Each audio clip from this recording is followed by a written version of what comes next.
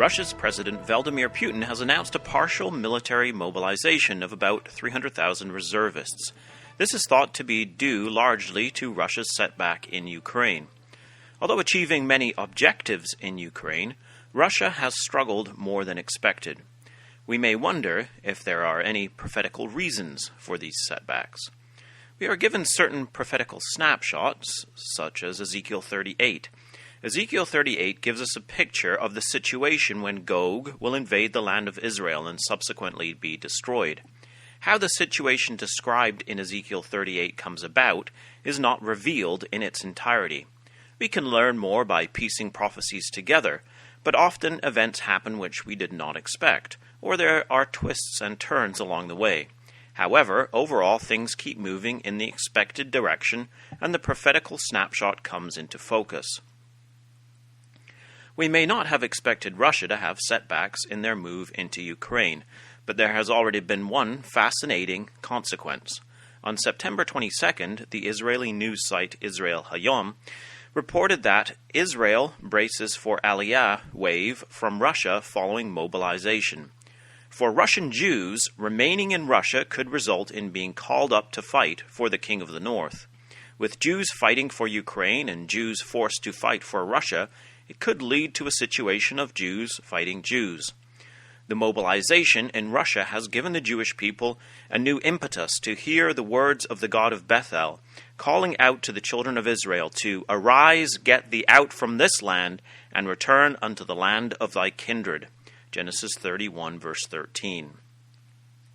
Israel Hayom says that Israel is one of the only countries that continues to operate direct flights to and from sanctioned Russia, and as such has already increased the number of flights to the country.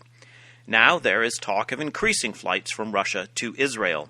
Prime Minister Yair Lapid spoke with El Al official Shlomi Shalom shortly before taking off for New York on Wednesday to ensure that direct flights from Russia to Moscow not only do not decrease, but perhaps even increase.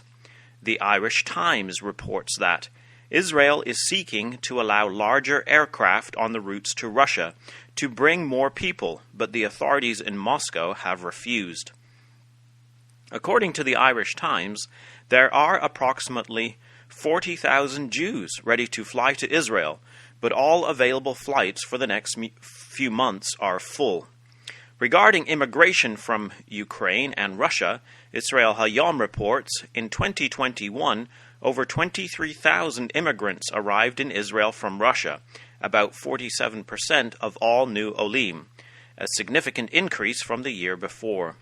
This year, the war in Ukraine, as well as the dispute over the activities of the Jewish Agency, which promotes Aliyah to Israel, might also contribute to considerations.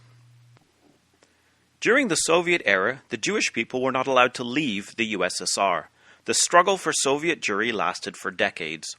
The book, When They Come For Us Will Be Gone, The Epic Struggle to Save Soviet Jewry by Gal Beckerman, is a good read on this subject.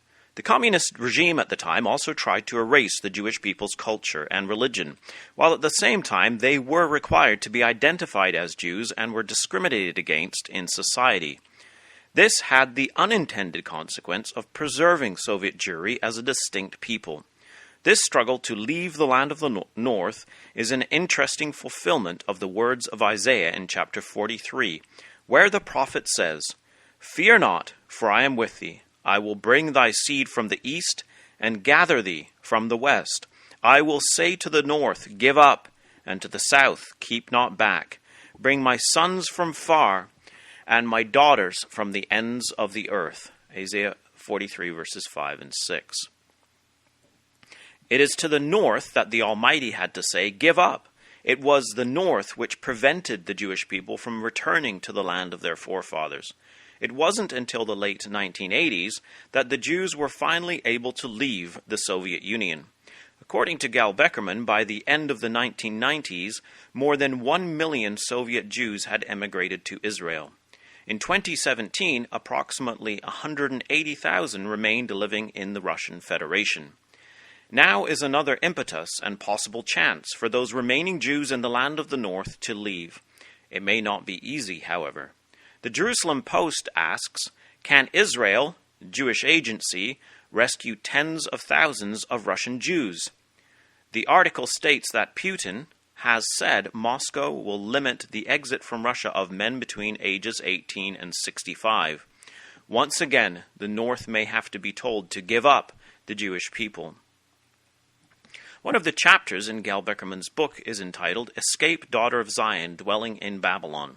This is taken from Zechariah, chapter 2, verse 7. Zechariah 2, verses 6 through 8 read, Ho, ho, come forth, and flee from the land of the north, saith the Lord. For I have spread you abroad as the four winds of the heaven, saith the Lord.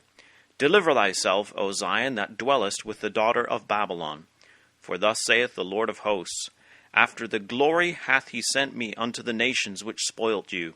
For he that toucheth you toucheth the apple of his eye. The Almighty's hand is not shortened to save. It is reaching out to the Jews in the land of the King of the North.